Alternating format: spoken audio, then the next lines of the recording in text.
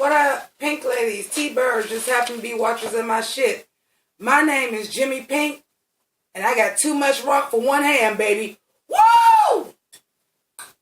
Welcome to my nightmare, despite there is no moral to the story. There is no glory, it's gory, I gotta... So, welcome back to my Dragula reviews. This is season 2, episode 3. And let me just get this on out the way right now, because that shit is not going to stay on my head. And I'm probably going to come out with the green screen anyway, because it's too much fucking green in it. Oop, and it just fell. Fuck it. Anyway, how y'all doing? Y'all alright?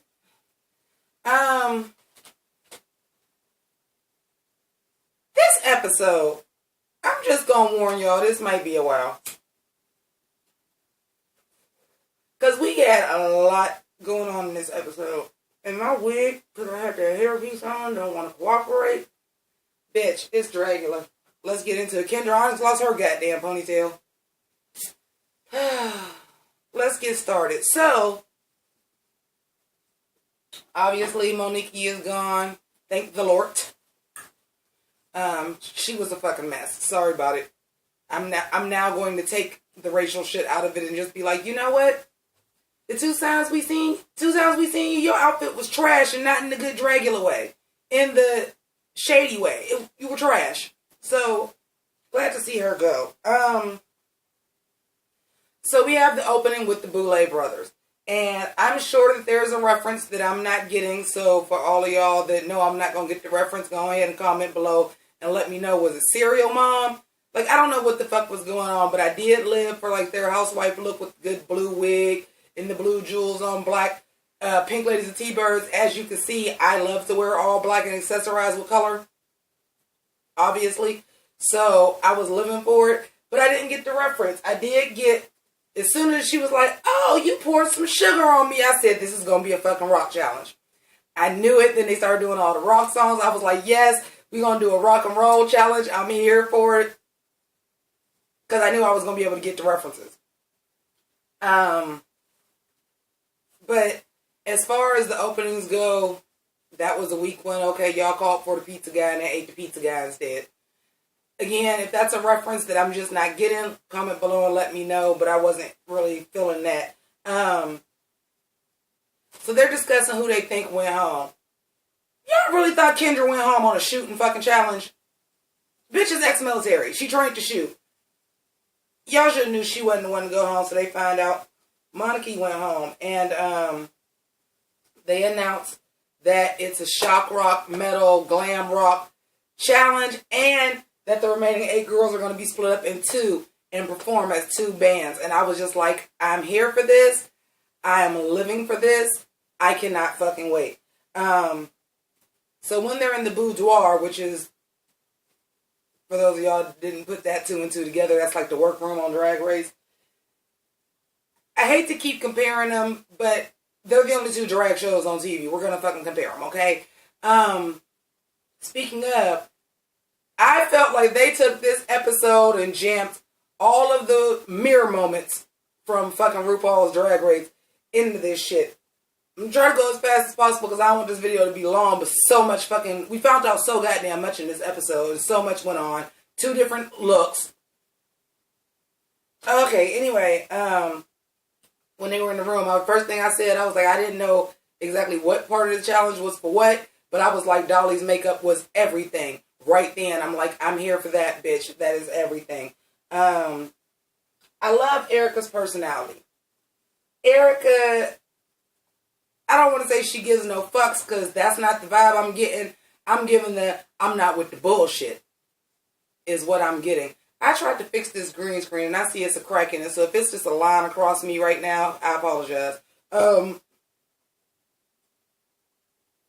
Her personality is just like, I'm not going to talk behind your back, I'm not going to be shady. Bitch, this is what it is, this is how I feel, and that is refreshing if you know anything about being backstage with drag queens. Whether it be from Drag Race, whether it be from Dragula, whether it be in your own personal experience, like mine is. Queens are catty bitches. Okay? They are. And this is refreshing. Somebody is just like, I'm not going to get nasty. I'm not going to be negative, but I am going to check you on your bullshit and tell you why I felt like that was bullshit in a real respectful manner. And I love her. That makes me want to root for her in the competition, even though I don't think that she's strong enough to make it through.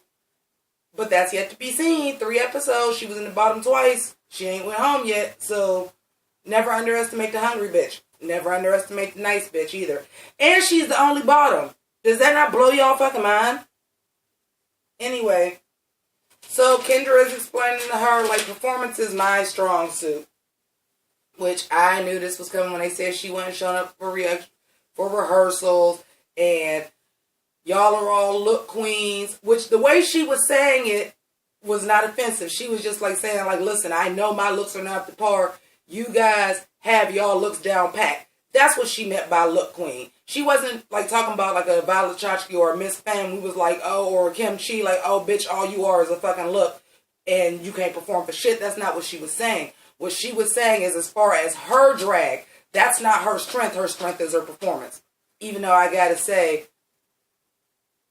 outside of that, you getting hit in the head and dropping down to a shablam.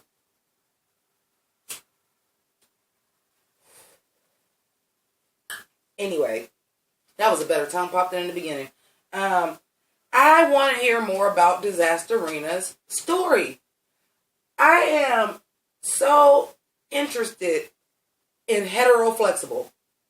I'm just like, as him having a wife, like, how do you accept that? Was he only with men in the past, but he identifies as straight because he majority likes women? He is married, or do they have an open marriage? Is he allowed to fuck somebody else as long as it's a dude? Like, I want to know so much more about that.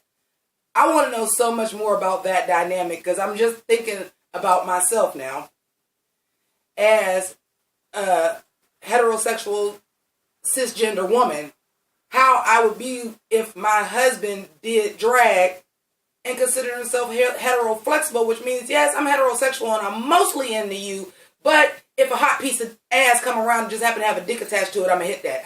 I don't know how I would feel about that, so I'm, like, super interested. I want to know, like, so much more about that. Like, Out TV. Speaking of Out TV, time out. We ain't going to do a Zach Morris time out because that's not creepy enough for Dragula. But time out. Y'all know Hot Tea from Hey Queen is going to fucking Out TV too next season. I'm like, Out TV is just like, oh, okay, you want a cut logo? We got you. And they getting all the good shit from off the internet. Bravo to Out TV. Out TV get the slow clap of the episode for keeping the queer shows and getting the ones that are grounded and not editing them and letting them be as gay as they want. So, bravo for that. But, you know, if y'all listening Out TV, if y'all would like to do a spinoff of Disasterina and his wife's life as him being a drag queen in this hetero-flexible shit, please put that on the air, even if it's just for like a 2-hour documentary, because I'm interested. We find out that Erica's father knows that she's gay, but that she does not know that she does drag, and she wants to let him know because once the show come out, that's the ball game. Victoria has been dating another drag queen for 3 years. Like,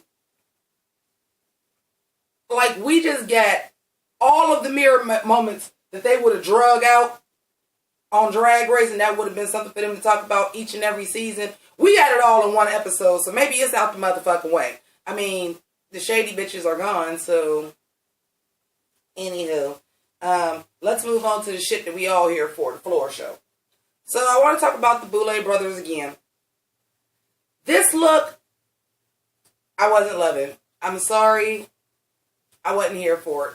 I've seen them in something similar to this before. However, I am, even though I keep fucking doing it myself, I promise, I'm not gonna promise I'm not gonna wear black. I'm gonna promise that I'm not gonna have on mostly black next week. But, I gotta say, like, it was clean though. It was clean. It was, the vinyl was shiny. The nails was right. The hair was right. Everything was coordinated. It just wasn't my favorite one of their looks, but I do understand now, going from where it was on Hey Queen, where they were doing costumes that they already had and wearing them, and now they're on TV. They got to step their pussy up. They got to get more outfits, and there's budget for other shit. And that sometimes, even on Drag Race, you would see RuPaul sometimes and be like, really, bitch? You know, so still, but they were still clean. It still looks good. Just wasn't my favorite.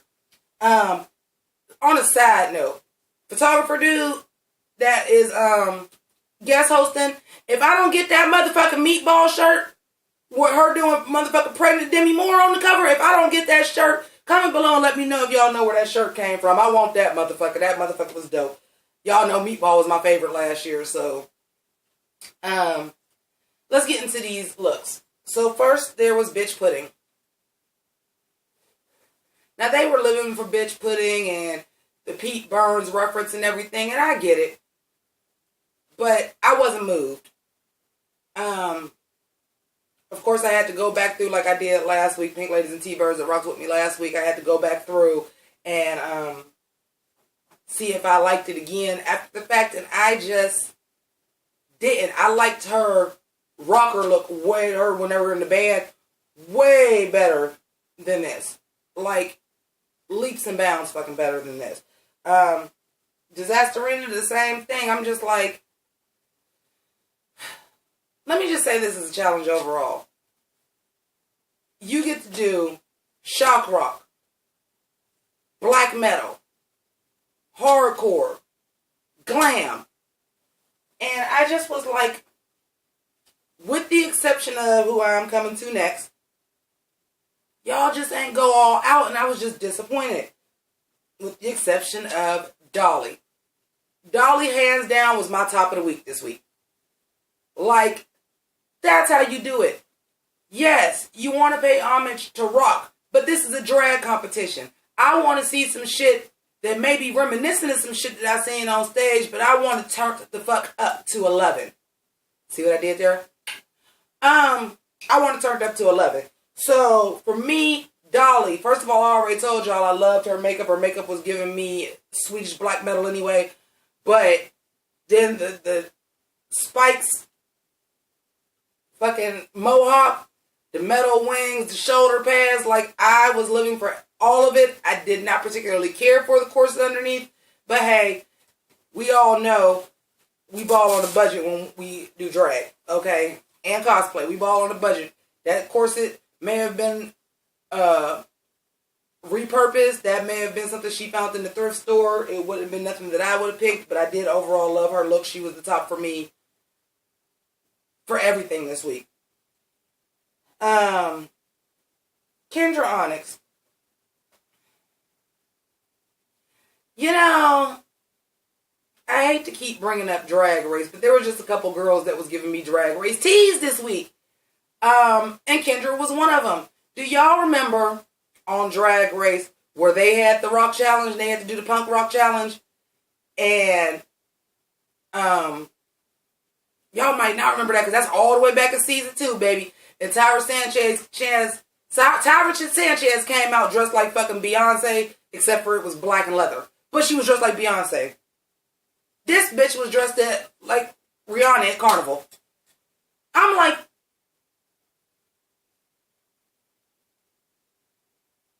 are we doing Showgirls? Are we doing Kiss of the Spider-Woman on Broadway? Like when the one judge was like, that looks more like musical theater, I was like, yes, bitch, Kiss of the Spider-Woman. Or Springtime for Hitler in Germany. I'm just like, where is that rock? Now, girl, and it ain't no excuse because you the black queen. Honey, I ain't even trying and I look more rock and roll than what you had on.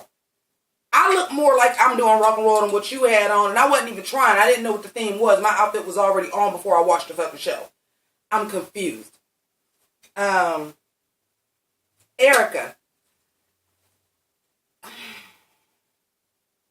I just have to say, and I've already mentioned that I love Erica Clash. Also, I'm an anime girl.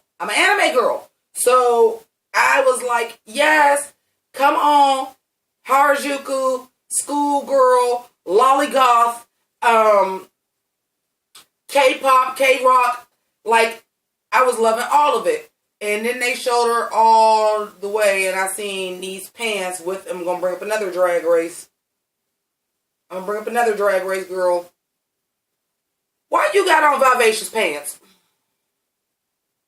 Now, I was with you because you could argue that the schoolgirl look is very very relevant in rock and roll. They brought up AC/DC. So, you know Angus used to have the schoolboy uniform all the time. How many videos have we seen with girls in schoolgirl outfits? Like, you had that. I mean, I can go from Avril Lavigne to Tattoo to Britney Spears. I know that these are not all rock. But the schoolgirl image is very popular in rock music. So, or popular music in general.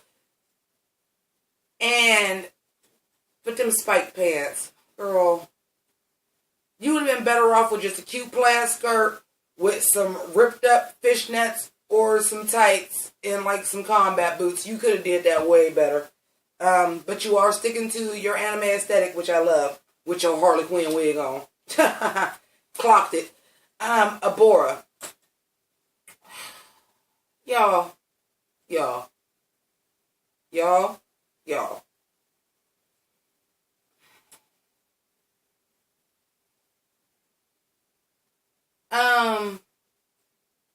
What would make you think that being dressed like Big Top Pee Wee was wrong?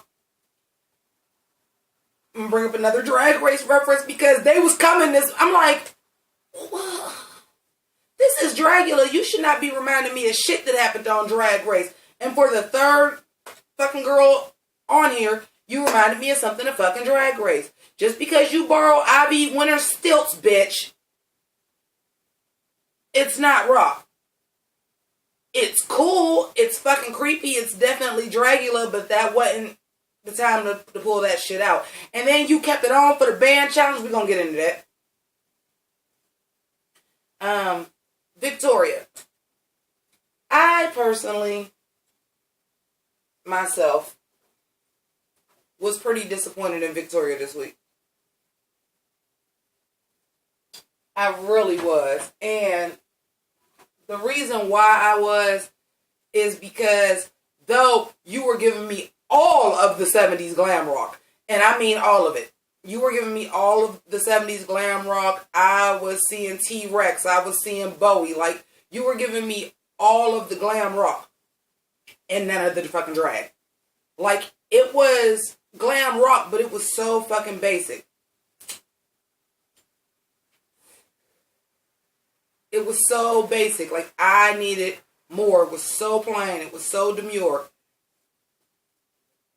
It was glam rock. They did say you could do glam rock, but really, it was just so basic, and I was so disappointed. And then we have James. And I was just like, okay, rocker slut. Yeah, I get it. And I agree with the judges. I was like, I even wrote that in my notes. I was like, the outfit fits the challenge, but it's kind of boring. But that performance, where she had went, and she was smoking, which first of all, fucking sex, drugs, and rock and roll, and the only people that did anything like that was James and Disasterina. Come on, this is Dragula. Step your pussy up. And putting the cigarette out on her tongue, cutting the disco ball, which is a good old reference to that good disco sucks. I bought it. So now the bands. First of all, we have Victoria, James, Abora, Kendra, The Fake. Giving me all of the We Are the Misfits, our songs are better, we are the Misfits, and we're going to get her. But the performance was not good, you guys. It was not good. I guess Victoria was the lead. I don't know if it was Victoria or James. I guess it was Victoria. And I thought they did a fantastic job. But first of all, Abora and them goddamn stilts. You're performing as a rock band. No one's doing that for a whole number. Like, you even had like a gig where y'all all fall out at the end and you can't even do it because you on stilts. Like, that, I had a hard time even getting a picture, and so did the people on the screen, which is why I couldn't get one, because even the people that was shooting it had a hard time getting all of them in frame because you this much fucking taller than everybody else. Like, I like the look, but no. And then you have, who is DA? I was abbreviating. Well, the other 4 was PMS. And I was like, oh, same song, huh? Oh, okay. That's how y'all feel? We just only want to use one song? Okay. But, to be fair, that makes it unbiased because it's each group's interpretation. And the look was much more cohesive, much more of what I think the Boules were probably looking for. They were giving me all of, I even wrote this down, I said, they was giving me Kiss mixed with Striper, mixed with the Runaways. And I was here for every fucking drop of it. I was living. They clearly had won for me. Their performance was much more cohesive. Their look was much more cohesive. And they were fucking rocking. They were fucking rocking. To me, Dolly stood out there. Like, obviously, we found out. Leave that part out about Dolly having HIV. When I was going through the mirror moments, I think I did. We found out she had HIV. She also performs in a band. And when she found out she had HIV, like, they made her go on tour. She didn't get no treatment. Nothing like that. I'm like, baby, you can't. But I'm glad she's healthy now. But to me, like, when she was performing, like, she was doing that back being playing the guitar, I said, oh, yeah, bitch, you in a band, because you are living right now. You are serving. Like, this is some shit that you do for real. I could tell. You ain't pulled that shit out for a motherfucking drag show. That's some shit you done did on stage before, and I was living for it. Like I said, Dolly was my winner of the fucking week, and I cannot believe Bitch Pudding is who won. She wasn't horrible, but I was just like, man, Dolly killed that. Dolly killed everything. Everything. Dolly killed all of it. I cannot believe they said Bitch Pudding won. Erica, honey, if you wasn't in this group, I think you'd have been in the bottom again. Your look compared with this performance, you looked like you were completely fucking lost. And at the end, when they was lip syncing, she was lip syncing the lead part. I'm like, bitch, you background. You the drummer. What you doing? Anyway, so the bottom was Victoria, Abora, and Kendra. And then they say, well, not you, Abora. I don't fucking get what they saw on the board this week. I don't. I do not get what they saw on the board this week, except for maybe they liked the fact that she had on stilts. So I guess she pulled a fucking page and it fucking worked. But for the challenge, she should have been in the bottom. I'm sorry. She should have been in the bottom. There was nothing about anything that she did that was rock. And those stilts that was supposed to be a showstopper really for real stopped the show because it was not for this challenge at all. It was terrible. Well, as soon as they say it's Victoria and Kendra, I already know. Bye, Kendra. Bye, girl. Bye, girl, because girl, Victoria ain't going nowhere. Victoria gonna win. Victoria ain't going nowhere. Girl, bye. But I do think Victoria played it way safe, and she even said it herself. I thought you guys might want to see, I pulled back a little bit. I thought you guys might want to see another side of me, and clearly that ain't what y'all wanted, so won't do it again. So, they had to get tattoos. I don't know what the fuck Kendra's was. First of all, let me say this, and then we gonna wrap up. I felt like that challenge was too far. I felt like that extermination challenge was too far. A tattoo is something you have to live with for the rest of your life. That is not something that you up and decide to get at the end of a TV show or that you rush into getting. And then the whole thing is to get the most embarrassing tattoo that you could possibly get, something that you got to live with for the rest of your life. Obviously, these girls was competing for money. They ain't got money to go get tattoo removal. That's number one. Number two, Kendra is a dark-skinned black person. I'm a light-skinned black person. And I got tattoos with color that you can barely see anymore. It's faded. I got my tattoos like 15 years ago. And the color is fading because unless you have a highly pigmented ink, tattoos just show up better on white skin than black skin. That's the same thing as if you got a fucking piece of yellow poster board and a piece of white poster board and you color a fucking picture, it's going to look better on the white than the yellow. Because the darker the color underneath, the less the color is going to show. And Kendra is dark skinned. So therefore, she can't get no color. Not really. She also picked a bad place to get it for your first tattoo. Neither one of these people had tattoos already. And the person that won is because they got slut, Dragula. I don't even know what Kendra's was. I don't. Couldn't even tell you what hers was. They both said Dragula, but you see, the ones was like in bright red. Anyway, I wasn't here for that challenge, but I knew Victoria was going to stay anyway. So that's it for Dragula this week. I hope that wasn't too long, but we had a lot to fucking discuss this week. What was your thoughts? Who was your top? You think Bitch Pudding should have won? I personally think Dolly should have won. Y'all agree with me? Y'all don't agree with me? Again, any references that I missed as far as like the opening sequence, let me know what that was. Like, this episode to me might have been a little bit too full, and maybe that's why it was a lot to talk about, but I wasn't as intrigued as I thought that I would be. And maybe the Boule Brothers toned down because there was 2 different looks for the girls, and maybe they toned down as to not pull focus. I don't know, but it is what it is. So we're down to 7 girls. Can't wait till next week. Join me back next week. If you want to make sure you know when this review comes out, become a Pink Lady or a T-Bird by subscribing to my channel. You could either do that down below or wait to the end and click on Sailor Jimmy. Also hit the notification bell so that you know when, the Dragula reviews will be up, as far as any other reviews, as well as any other reviews that I may have. Also, I hate to be a begging bitch, but I'm begging. Patreon. The breast cancer awareness video is coming also too, guys. Where I do the show that I do the donation. I've got some cool shit coming out too.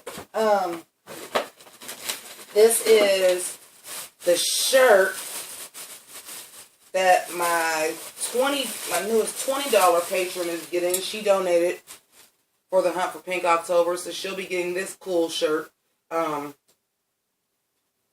I'll be selling next year. I don't know if I want to start selling it before breast cancer month because people tend to not wear this until October. But, yeah, some cool shit coming out. And then I got some pencils and some breast cancer calendars and some thank you cards because I really appreciate my patrons, that my existing patrons and the ones that just signed up for October to allow me to donate to breast cancer. So I want to thank everybody for that, my patrons. I love y'all to death. Y'all know I can't do it without y'all. Also, if you're not sure that you want to be a Pink Lady or a T-Bird, YouTube will pick out a video for you at the end of this from my catalog. It's 450 of them bitches. I didn't even do nothing ceremonious because I didn't realize it was 450. Go ahead, check one of those out, and then subscribe. I'm trying to get to 3,000 by the end of the year, and then we're going to have a huge contest in January if I get to 3,000. So, thank you so much for watching. Rock on. Deuces. Kamehameha attack is blazing, I'm so amazing. Japanimation, the anime on your cartoon station. So fulfilling, no adults swimming for about an hour. Revealing power, unorthodox amongst these cowards. Full transformation for Optimus Prime transformation. A good vibration from Rumble packed in with inspiration. In my beginning, God created a lyricist. Saga continues.